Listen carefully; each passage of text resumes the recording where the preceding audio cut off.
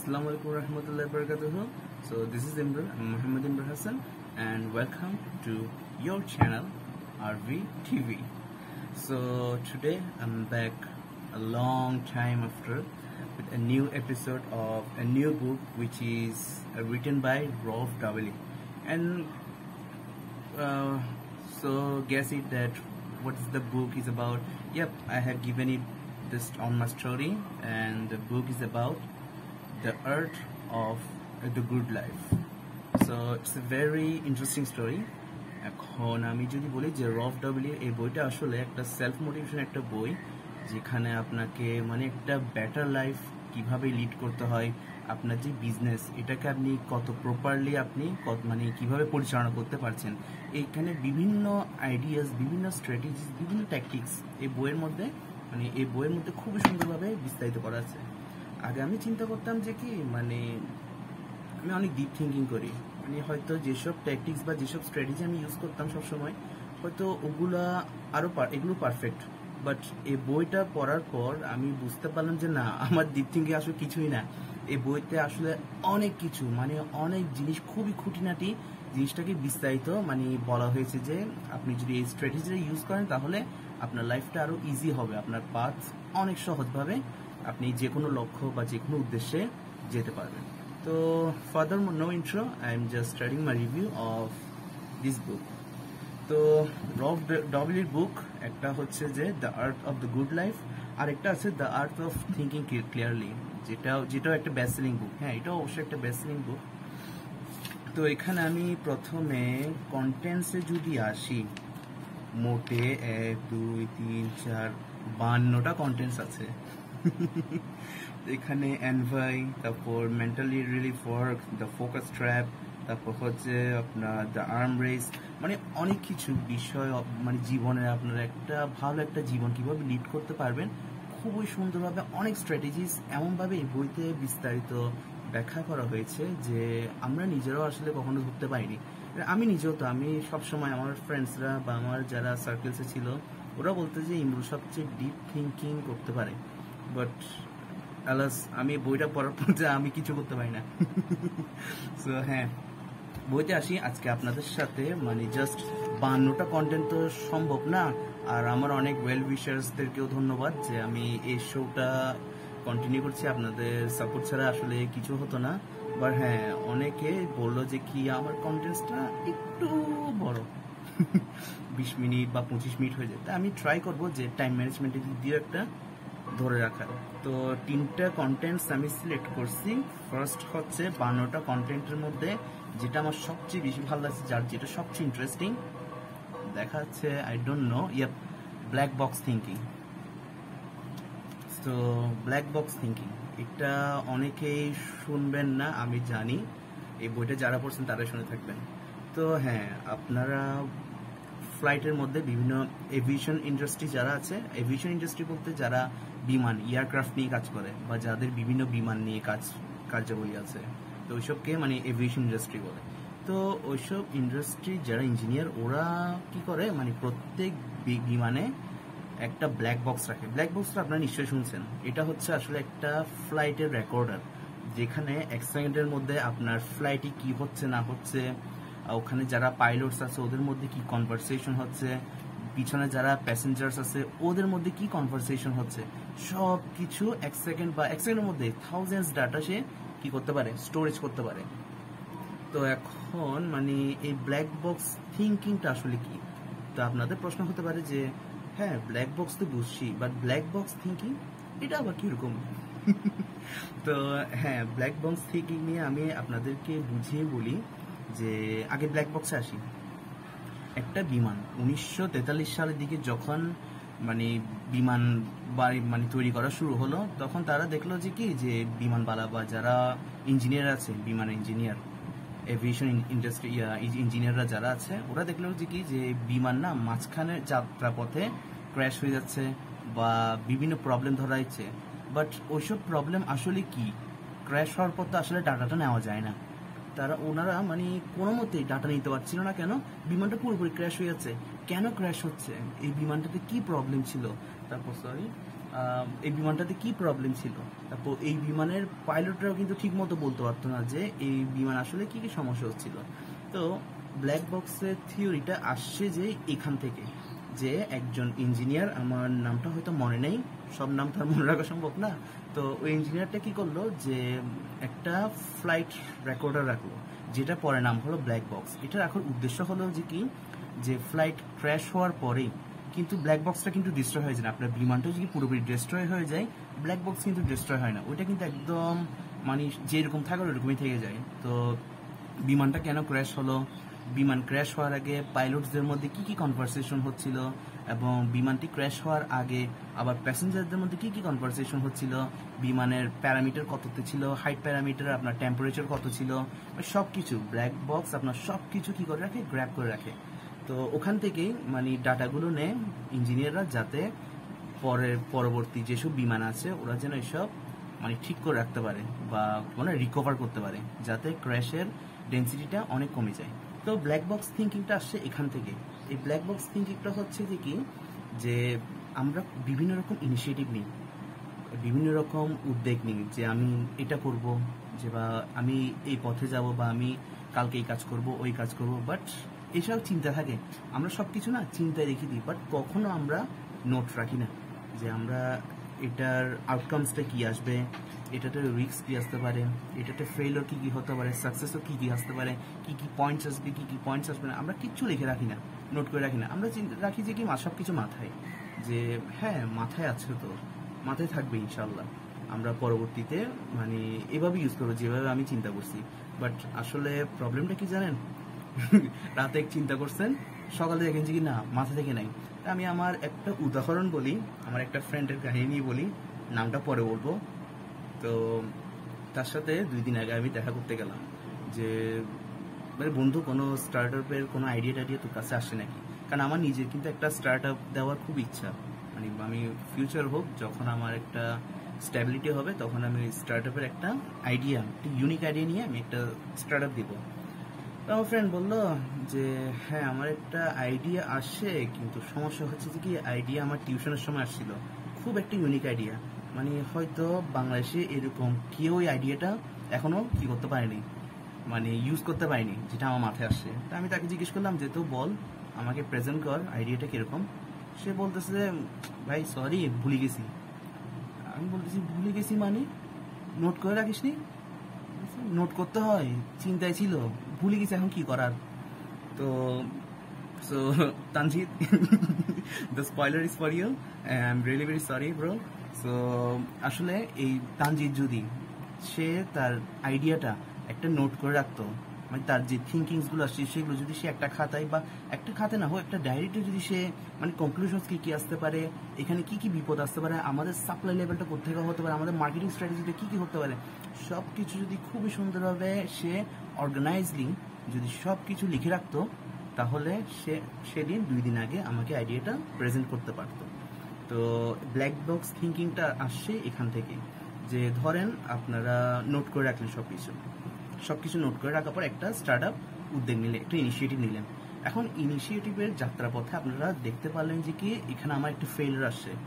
অনেকে চিন্তা করে যে কি ফেইলিওর আসছে মানে আমার দ্বারা আর সম্ভব না, মানে চিন্তা করে গেলে যে হেরে যায়। বাট আপনি এই নোটটা রাখার ফলে, মানে এই ব্ল্যাক বক্স থিঙ্কিংটা রাখার মাধ্যমে মানুষ কি করতে পারছে, যে যখন আপনারা একটা ফেলিওরের মধ্যে বা একটা বিপদের মধ্যে পড়ছেন, তখন আপনি আবার এই নোটের মধ্যে চলে আসবেন, নোটের মধ্যে এসে সবকিছু দেখতে পারবেন যে আমার আসলে কোন পয়েন্টে আমি রাখিনি, বা পুরোপুরি রিভিউ করার পর তখন আপনি নিজেই বুঝতে পারবেন যে কি, যে হ্যাঁ আমার এইদিকে একটা প্রবলেম আসছিল, এবং আমি এখন এই প্রবলেমটা সলভ করার মাধ্যমেই কি করব, আমার এই ফেলিওরটাকে দূর করব, এবং আমি আমার যাত্রাপথটা আবার শুরু করব।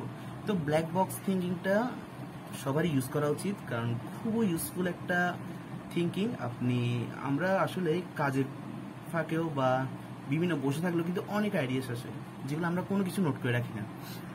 তো আপনাদের সবাইকে বলবো, যাদের মাথায় মানে আইডিয়া জেনারেট হয় বেশি, এরকম অনেক মানুষ আছে, তো তাদের কাছে আমার একটা অনুরোধ যে ব্ল্যাক বক্স থিঙ্কিংটা ইউজ করতে পারেন। ইটস এ ইউনিক স্ট্র্যাটেজি, যে আপনারা সব কিছু নোট করে রাখবেন।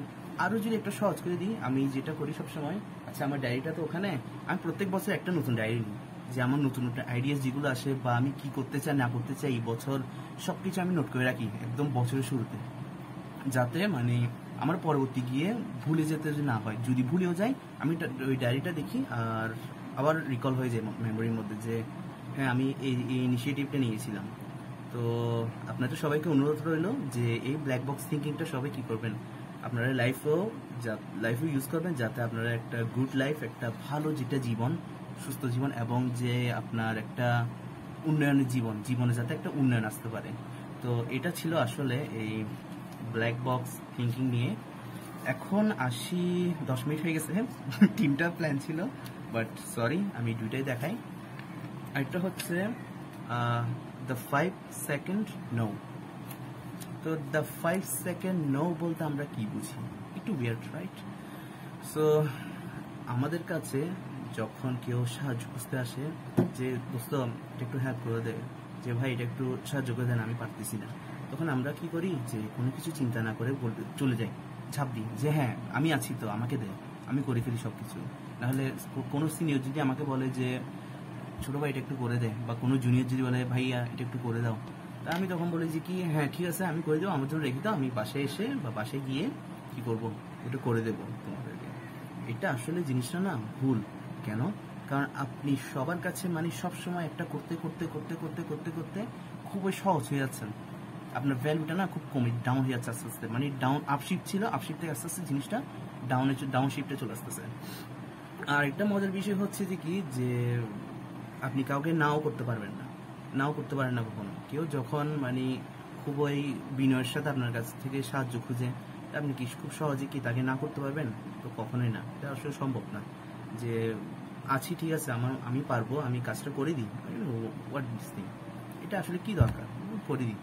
তো এরকম আমরা আসলে অনেক কাজ করে দিই, সবাইকে অনেকভাবে সাহায্য করে দিই, যেটা আসলে করতে করতে না আমাদের উপর একটা অভ্যস্ততা চলে আসে যে আপনি একজন মানুষকে সাহায্য করলেন, সে আবার আসবে কেন? যে ইমরুল আছে বা আপনারা আছেন, মানে আমি নিজেকেই বলি যে ইমরুল আছে তো, ওকে বললেও সহজে করে দিবে, ও তো কখনো আমাকে মানা করেনি। তো তার মধ্যে ওই থিঙ্কিংটা আসবে না যে কি এই কাজটা যদি আমিও ট্রাই করি তাহলে আমিও তো পারতাম, ইমরুলকে তো আমার দরকার নেই। তো 5 সেকেন্ডস নো বলতে আমি জিনিসটা বুঝাচ্ছি যে তার আগে আরেকটা স্ট্র্যাটেজি বলি। এই দ্য 5 সেকেন্ড নো নিয়ে আমরা আসলে মানুষকে সাহায্য করি কেন? অনেকেই চিন্তাধারা হচ্ছে যে একটা স্ট্র্যাটেজি মানুষ খাটায়, যে tit for tat strategy. Tit for tat strategy হচ্ছে যে কি ধরেন আজকে আপনি আমার থেকে সাহায্যটা খুঁজছেন, আমি আপনাকে সাহায্য করবো, ঠিক আছে, কেন সাহায্য করব? কারণ ভবিষ্যতে হয়তো আপনার থেকে আমার কোনো সাহায্য লাগতে পারে। তো এই চিন্তা করে তখন আমি করি যে কি হ্যাঁ ঠিক আছে আমি আপনাকে এই কাজটা করে দিচ্ছি এবং ভবিষ্যতে আমার এই হেল্পটা মনে রাখবেন যাতে আমি আপনার থেকেও ফেভারটা পাই। তো টিট ফর ট্যাট স্ট্র্যাটেজিটা আসলে খুবই ভালো, আপনাদের কাছে খুবই একটা ইফেক্টিভ স্ট্র্যাটেজি হতে পারে, কারণ এটা আসলে একটা গ্লোবাল ইকোনমিক স্ট্র্যাটেজি বলা হয় অপর নাম যদি বলি। কারণ আপনি ইকোনমিক যেখানে বলেন না কেন, আমাদের বাংলাদেশেও কিন্তু মানে বিভিন্ন দেশ থেকে কি করে ফরেন এইডস নিয়ে নেয়, আবার বাংলাদেশও কি করে নিচ থেকে আবার ওদেরকে ফরেন এইডস দেয়, যে আমরা এক একজনের ডেভেলপমেন্টের মাধ্যমে যাতে নিজেরা ঠিক থাকতে পারি। তো এটা ছিল একটা টিট ফর ট্যাট স্ট্র্যাটেজি। আসলে এটা ভালো লাগলো কিন্তু এটা আসলে খারাপ। কেন আমি বলি যে ধরেন এখন কেউ আপনাকে সাহায্য করছে, ঠিক আছে, কেউ আপনাকে সাহায্য করছে, এখন যখন আপনার সাহায্যের সময় আসবে তো ফেভারটা তো দিতে হবে, বাট ফেভারটা এমনও হতে পারে যে কি মানুষটা আপনার দিক থেকে কি খারাপ কাজ আদায় করে নিতে পারে কোনো কিছু, বা আপনি কাজটা করতে চাচ্ছেন না কিন্তু ফেভার থাকার কারণে আপনাকে কাজটা করতে হচ্ছে। তো এই জিনিসটা আসলে খুবই খারাপ। বা অনেকে কি করে যে আপনাকে সাহায্য করলো এবং পরবর্তীতে তার সাহায্যের প্রয়োজন হচ্ছে, কিন্তু কোন সাহায্যের প্রয়োজন হচ্ছে? খারাপ কাজের একটা সাহায্যের প্রয়োজন হচ্ছে, ভালো কাজের না। ভালো কাজের কিন্তু বলতে গেলে আপনার 30-20% মানুষ সাহায্য করছে, অনেক বেশি সাহায্য করছে কিসে? খারাপ কাজে খোঁজে। তো টিট ফর ট্যাট স্ট্র্যাটেজি একদিক দিয়ে ভালো হলেও কিন্তু বেশিরভাগ দিক দিয়ে আসলে খারাপও। তো এই 5 সেকেন্ডস নোটা তখনই আসে যখন আমরা মানে মানাটা কেমনে করব, আমরা মানুষকে এই যে নো স্ট্র্যাটেজি, নোটা কেমনে বলবো। এই 5 সেকেন্ড স্ট্র্যাটেজিটা হচ্ছে এরকম যে ধরেন আপনারা আমাকে বললেন যে নুরুল ভাই আপনি এই আরেকটা বই নিয়ে ভিডিও করুন, যেটা আপনি এই বই নিয়ে ভিডিও করুন বা ওই বই নিয়ে ভিডিও করুন, তখন আমার আসলে ওই বইটা নিয়ে রিভিউ করার আমার ইচ্ছে নেই। তো মানাও করতে পারতেছি না। কেন? কারণ সে আমার খুবই ক্লোজ একজন মানুষ। এখন তাকে কি করব? তার সামনে চিন্তা করব 5 সেকেন্ড, যে চিন্তা করে বলবো যে কি, সরি দোস্ত বা সরি ভাই, আমার আসলে শিডিউলে অন্য বই বা অন্য বই রিভিউয়ের শিডিউল আছে, যার কারণে আপনারটা করা আমার পক্ষে সম্ভব না। তা আপনি যদি এরকম একটা তাকে সুন্দর একটা যদি রিপ্লাই দিতে পারেন যে আমার পক্ষে আসলে সম্ভব না, কেন? আমার শিডিউলে আরো অনেক কাজ আছে, আমার শিডিউলে আরো অনেক বই আছে, আরো অনেকেই রিকোয়েস্ট করছে যে আমি অন্যান্য বই নিয়েও যাতে কি করতে পারি, রিভিউ করতে পারি। তবে এখন এই সময়ে আপনার বইটা নিয়ে রিভিউ করা আমার পক্ষে সম্ভব না। তা আপনি যদি এই উত্তরটা বলেন, কেউ কিন্তু খারাপভাবে নেবে না। তো খারাপভাবে নেবে না। এখন আমাদের মাথায় এই চিন্তাটা আসে যে কি, যে এভাবে যদি আমরা না বলি তাহলে কিন্তু তার সামনে আমার একটা কি, বা অপর মানুষের সামনে আমার ভ্যালুটা কমে যাচ্ছে। না, আসলে না, আসলে না। অপর মানুষ চিন্তা করবে তখন যখন আপনি না বলবেন, তখন সেই চিন্তা করবে যে কি, যে এই মানুষটা আসলেই মানে খুবই কনসিস্টেন্সি মেনটেন করে, মানে সে খুবই রুটিন মাফিক চলাফেরা করে, তার কাজটা সে নিজেকে আগে প্রায়োরিটি দেয়, তারপর সে অন্যজনকে প্রায়োরিটি দেয়। সে সবার কাছে খুবই সহজ হয় না, মানে নিজেকে না একটা ভ্যালু ধরে রাখতে পারে। মানুষটা খুবই ভ্যালুয়েবল একজন পার্সন। তো তার নজরে আপনার কি হবে, এই যে একটা ভ্যালুনেস আছে ওইটা আপশিফট হবে, এটা ডাউনশিফট হবে না। তো এই স্ট্র্যাটেজিটা আপনারা সবাই ইউজ করতে পারেন, দ্য 5 সেকেন্ড নো। তো আরেকটা আছে 17 মিনিট, আচ্ছা বলেই ফেলি। Making friends with weirdos, not beardo, weirdos. Beardo, what weirdo? Okay, so making friends with weirdos, এটা আসলে আমি আপনাদেরকে বুঝাই বলি। আমাদের চট্টগ্রামে যেমন চিটং ক্লাব আছে, সিনিয়র্স ক্লাব আছে, লিও ক্লাব আছে, রোটারি ক্লাব আছে। এখানে মানে ক্লাবের অনেক মানুষরা মানে মেম্বারশিপ নিয়ে রাখে। কেন? জাস্ট একটা স্ট্যান্ডার্ড লাইফ জীবনযাপনের জন্য। যেমন ধরেন আপনি চিটং ক্লাবের একজন মেম্বার, তাহলে আপনি সুবিধা কি পাচ্ছেন, যে চিটং ক্লাবটাকে বা একটা কি বলে কনভেনশন হলের মতো আপনি ইউজ করতে পারবেন। আপনি বিভিন্ন সুযোগ সুবিধা নিতে পারবেন একজন সিনিয়র সিটিজেন হিসেবে। তারপর হচ্ছে যে কি আপনি বিভিন্ন ইভেন্টস হোক, বিভিন্ন যে যাই অনুষ্ঠান হোক না কেন, আপনি একজন মেম্বার হিসেবে আপনি প্রায়োরিটি পাবেন যে চিটং ক্লাবটাকে যাতে আপনি রিসোর্স হিসেবে ইউজ করতে পারেন। তো এটা হচ্ছে যে কি আপনাকে মেম্বারশিপের কারণে চিটং ক্লাব আপনাকে একটা কি দিচ্ছে, একটা প্রায়োরিটি দিচ্ছে, একটা সুবিধা দিচ্ছে, একটা বেনিফিট দিচ্ছে।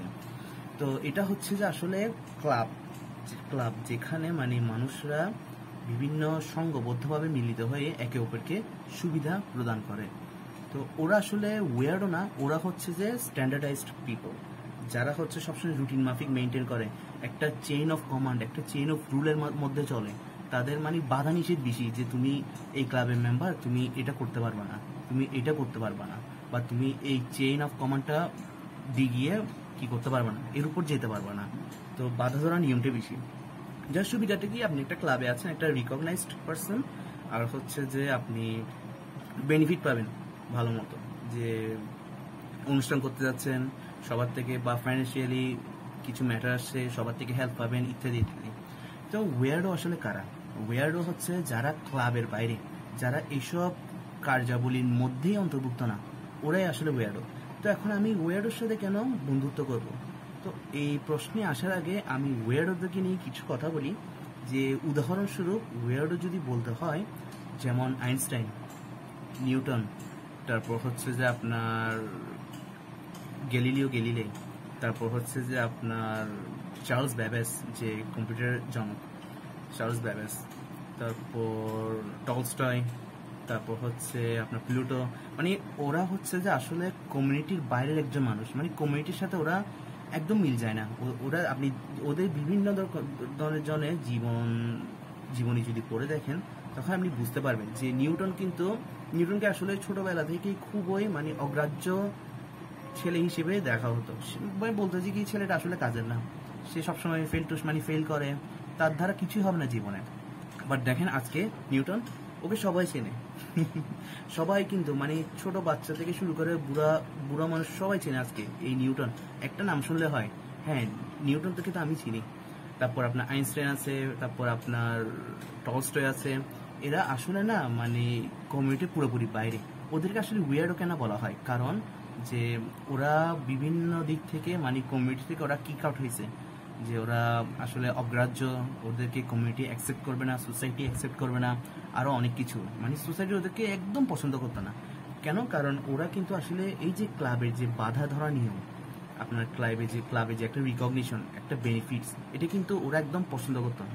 ওরা চাইতো যে কি, যে আমি আমার ব্রেন, এই তো আমি মানে আমি, আমার দুনিয়া হচ্ছে আমি সবসময় আমি নিজেকে নিয়ে চিন্তা করব, আমি নিজের থিঙ্কিংকে আমি কেমনে মানুষের সামনে কি করব, প্রেজেন্টটা করব, এই জিনিস নিয়ে ওরা সবসময় ব্যস্ত থাকতো। তারপর যেমন নিউটন, আইনস্টাইন, ওরা কিন্তু সবসময় নিজেকে নিয়ে ছিল, যার কারণে ওদের মাথায় কিন্তু কোনো রকম বাধা ধরা কোনো নিয়ম ছিল না।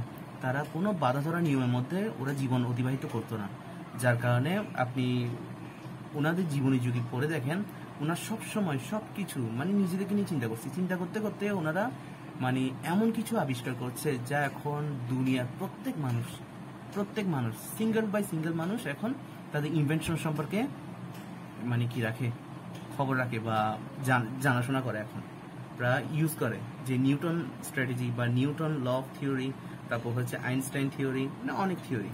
তো সবসময় এরকম মানুষের সাথে আপনি কি করবেন, বন্ধুত্ব করবেন। আমি বলছি না যে কি যে আপনি ক্লাব থেকে বের হয়ে যান, আপনি এক পা ক্লাবে মেম্বারদের সাথে রাখবেন আর এক পা উইয়ার্ডদের সাথে রাখবেন। সাম স্ট্রেঞ্জ, রাইট? মানে এটা বলা হচ্ছে যে কি আপনি মানে কিছু কন্ট্যাক্ট রাখবেন ক্লাবের মেম্বারদের সাথে আর কিছু কন্ট্যাক্ট রাখবেন ওয়ার্ডের সাথে, যাতে আপনি ক্লাবের মেম্বারদের থেকেও কি করছেন আইডিয়া পাচ্ছেন বা বিভিন্ন কিছু শিখতে পারছেন, তার পাশাপাশি আপনি ওয়ার্ডের কাছ থেকেও কিন্তু শিখতে পারছেন। এখন আপনার প্রশ্ন আসতে পারে যে কি দুইটা তো দুই মতের মানুষ, ওদের সাথে খাপ খাওয়াটাও কিন্তু কষ্ট। হ্যাঁ, স্বাভাবিক, খাপ খাওয়াটা আসলে কষ্ট, কারণ ক্লাবের মানুষরা কিন্তু একটা সবসময় রুটিন মেনটেন করে, আর ওয়ার্ডও যারা আছে ওরা কিন্তু কখনো রুটিন মেনটেন করে না। যে ধরেন আপনি একজন ওয়ার্ডের সাথে বন্ধুত্ব করুন, তাকে বললে যে কি তুমি সকাল 10টায় আসো, সে আসবে কয়টা বাজে, সকাল মানে 12টা বাজে আসবে, দুপুরে আসবে 1টা বাজে। আমি আমার নিজেরও এরকম ওয়ার্ডও কয়েকজন আছে, আমি নিজেও এরকম ওয়ার্ডও টাইপের। তো মানে ওদের কাজে টাইম ম্যানেজমেন্ট মাঝে মাঝে আপনার মাথা গরম হয়ে যেতে পারে, যে তার মধ্যে কোনো ম্যানার্স নেই, কোনো রুলস নেই, এটা কেমন মানুষ। বাট সিরিয়াসলি এই মানুষগুলো কিন্তু আইডিয়ার দিক থেকে আপনার ক্লাবের মেম্বারদের থেকেও অনেক অ্যাডভান্সড, কারণ তারা সবসময় নিজেদেরকে নিয়ে, তারা সবসময় নিজেদের মাথায় যে থিঙ্কিংসটা আছে ওটা নিয়ে কাজ করছে, কোনো বাধা ধরা নিয়ম ছিল না, যার কারণে ওরা আজকে মানে স্মরণীয় একটা নাম। তো তিনটা, একটা ছিল আপনার ব্ল্যাক বক্স থিঙ্কিং নিয়ে আজকে বললাম, আরেকটা ছিল হচ্ছে the 5 second rules of no, আরেকটা হচ্ছে মেকিং ফ্রেন্ডস উইথ ওয়ার্ডো। তো 23 মিনিট হয়ে গেছে, আমার নিজেরই আসলে টাইম ম্যানেজমেন্ট খারাপ। সবসময় প্ল্যান করি যে কি যে 15 মিনিটের মধ্যে ভিডিওটা বা 10 মিনিটের মধ্যে ভিডিও শেষ করে, বাট না, বুঝাতে আমার এটাই, আমার মনে হয় এই জিনিসটা আরও আমার ঠিক করা উচিত, এটা একটা ফলস, এটা অনেকেই বলছে। আর হ্যাঁ, ধন্যবাদ সবাইকে আমার ভিডিওটি একদম শেষ মুহূর্ত পর্যন্ত থাকার জন্য। আর অনুরোধ রইল আপনারা the art of the good life এই বইটা পড়বেন, এটাতে অনেক কিছু মানে 52টা কন্টেন্টস আছে। আসলে বই পিছে টাকা খরচ করলে এটা আসলে টাকা নষ্ট না, এটা সম্পদ বেড়ে যাওয়া বলে একটা কথা আছে, যে জ্ঞানের পিছে টাকা নষ্ট করলে কিন্তু কখনো টাকাটা নষ্ট হয় না, আপনার সম্পদটা বাড়ে। তো বইটা আসলে আপনার জন্য একটা কি বলে না, লায়াবিলিটিস না, এটা আসলে একটা রিসোর্স, এটা আসলে একটা ওয়েলথ, অ্যাসেটস বলতে পারেন। বই সবসময় থাকবে আপনার কাছে, টাকা আজকে আসছে কালকে নেই, বাট এই বই থেকে যে আপনি জ্ঞানটা পাচ্ছেন, বই থেকে যে আপনি নতুন কিছু শিখতে পারছেন, এটা কিন্তু কখনো যাবে না। যত পড়বেন তত শিখবেন, যত পড়বেন তত অ্যাডভান্স হবেন।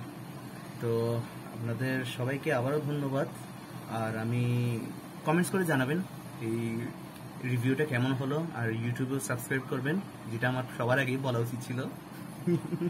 সো ধন্যবাদ এবং আসসালামু আলাইকুম সবাইকে। আর পরবর্তী যে আমি এপিসোড 6 যেটা আসবো, বইটা তো রেডি আছে, বলবো সবাইকে, না থাক না কিছু গোপনে। টাটা।